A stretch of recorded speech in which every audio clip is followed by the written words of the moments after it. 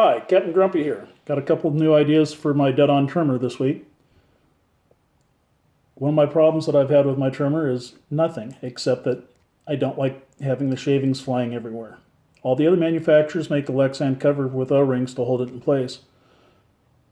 Dead-on trimmers are no longer made, but there's still hope for us.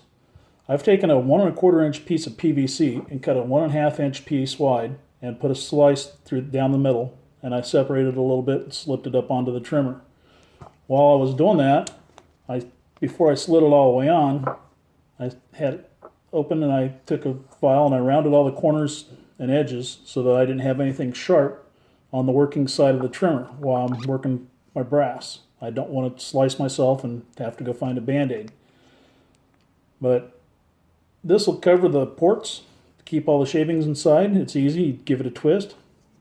Covers the ports, no shavings flying all over the place while you work. Afterwards, you take it out, you spin it open, go to the garbage can and you empty it.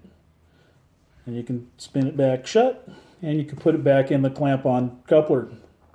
I'm going to be doing a electric bench case trimmer this week. I'm waiting for the motor. I've ordered a 1/3 horsepower Dayton 3450 RPM motor to mount this on. I'm going to use a clamp-on coupler like this to clamp onto the trimmer and attach it to the shaft of the motor.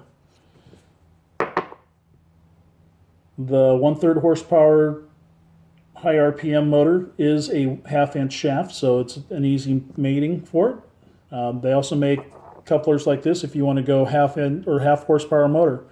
And this is a 1/2 inch to 5/8. Unfortunately, that motor is not going to be available for about another 3 weeks, so I opted for the 1/3 horsepower, which is a 1/2 inch. So that coupler will go back, but for this purpose, it just shows that there's enough there and it's meaty enough that it's going to hold it in place, and as it spins, it's not going to wobble at all. Anyway, I will get back later this week once my motor comes and I've made my electric case trimmer, and just stay tuned. Good things for those of us with a dead-on trimmer, the most accurate and finely tunable.